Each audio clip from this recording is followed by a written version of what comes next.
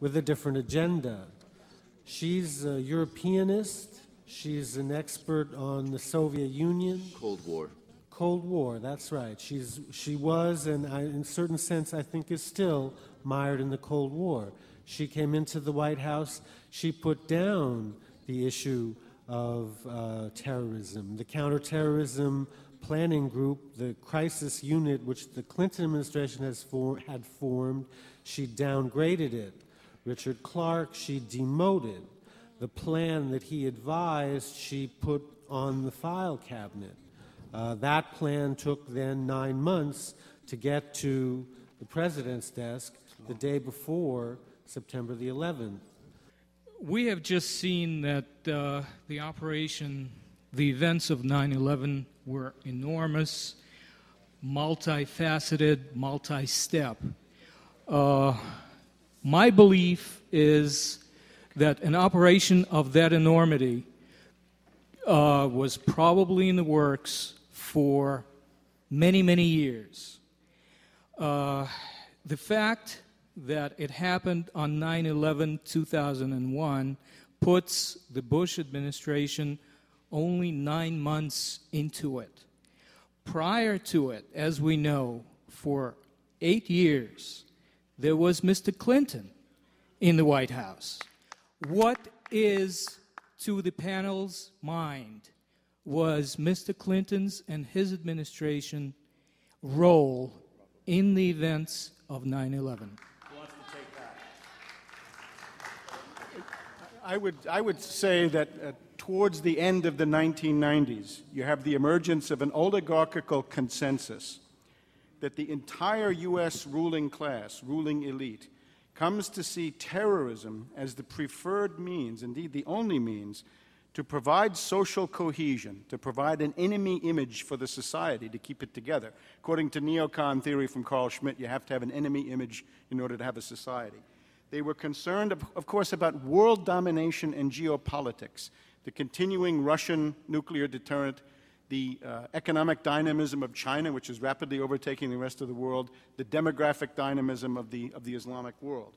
They were also concerned about the collapse of the monetary system, the fact that many countries are on the verge of dumping the dollar as a means of payment for oil, but also for many other things, for trade, and going to the euro or some other solution.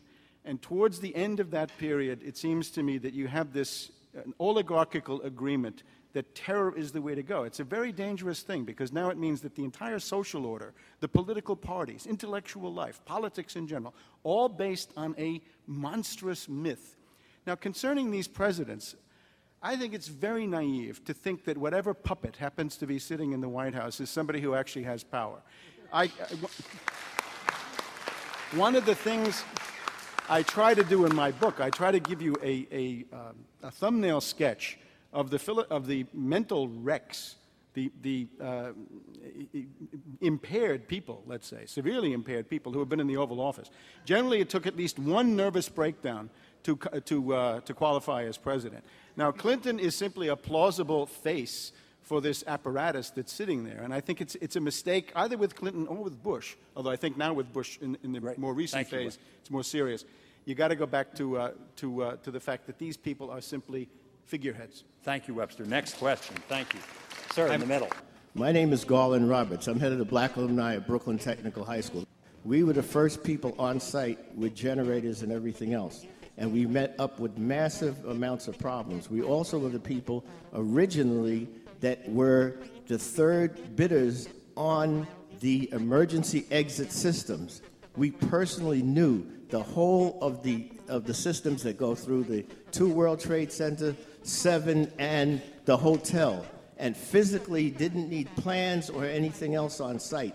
They continuously tried to keep us from getting involved. They were telling us, well, we didn't need you. We knew the things intimately. They wouldn't let us underneath because the kids had told us, and other kids that were involved with the subways, that they had come up in the under subfloors where they had the different switches that cut off the floors, and then we knew that there were people trapped there. Now, there's another man that's important for your damn thing. That's Carl Ross, who was the other guy with us that we're trying to get them to let us actually draw out, show them where to go and everything else. Carl was important because when the first plane hit, He was late for work as an architect, and he was opening that door downstairs that comes from the, when you come from Jersey with the New Jersey path, when the plane hit and physically saw the rubble coming down. But the thing and he ran, but the thing that he questioned was he did not see JP4. And, you know, I don't know if you know, it's like a kerosene smell. He didn't get any of that down into that lower section that would have been part of the main structure. And nobody's addressed that at all. How do you get these other things into somebody to investigate? I'm not the goddamn media. I tried. I went to congressmen. I went to senators. I was with McCain. I joined the Republican Party to fight the goddamn right wing. We have to ask, how did the lower parts of those buildings fail when they were cold steel and they had 100% of their structural integrity? And yet they fell. The North Tower fell faster than the speed of gravity. That simply is not possible. Alex Jones, the Road to Tyranny creator, said on his radio show through a Secret Service agent on Saturday, a week ago, the Secret Service agent testified that he and his fellow agents and his agency has known for years, plural, years, that the martial law in this country is supposed to be implemented starting November 1st. Before November 1st, they need to have a major catastrophe in order to get us to accept that without a major fight on their hands. What do all of you know about this horrible shit that's going on in our lives, and why has it taken so long for a panel like this that appears to be an honest panel for the most part? Why has it taken so fucking long for this to happen? At the beginning of June, I put out a release called Rogue Bush Backers Plan Super 9/11 False Flag Terrorist Attacks. And it essentially goes through the tremendous pattern of psychological warfare, terror demagogy, coming from the Bush administration, but also coming from Richard Clarke, martial law bureaucrat, Ted Koppel, the controlled media, and so forth. And what this points to, I think that the big turning point is Bush's speech of April 21st, because he'd been trading on terrorism before.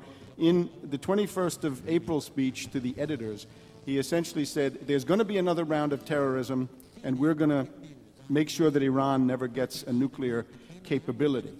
Now, therefore, the great danger right now is a second wave of 9/11 style terrorism, one or two orders of magnitude beyond. In other words, the ABC realm, atomic, bacteriological, and chemical.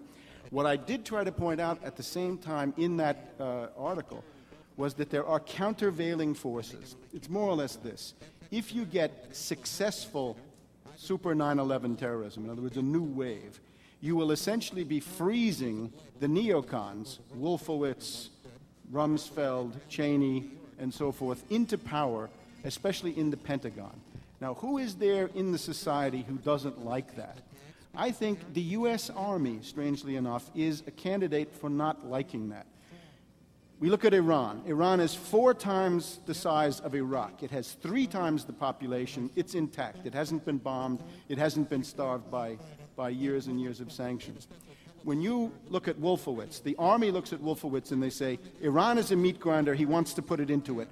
Are we going to allow Wolfowitz to have a coup and set up a neocon fascist dictatorship in the United States? I think the answer is there are some who don't want it, and that's the so-called Israeli mole scandal in the Pentagon is a desperate attempt to try to freeze, to stop that network from starting a war with Iran. Webster, thank you very much, and thank you all for coming. Thank you for your passion and what you all saw and reported. We really appreciate it. Stick around and talk amongst yourselves. Thank you for watching this video. Among all that you've seen, there is one silver bullet. There were no Muslims, no Arabs, no hijackers involved in these crimes. Only White House, New York City, New York State, and the mayor's office of New York City lied to the people of New York and the visitors to New York that the air was safe to breathe. If you worked, lived, or visited the World Trade Center area after 9/11, I urge you to seek legal counsel to press criminal charges and file civil suits against the government officials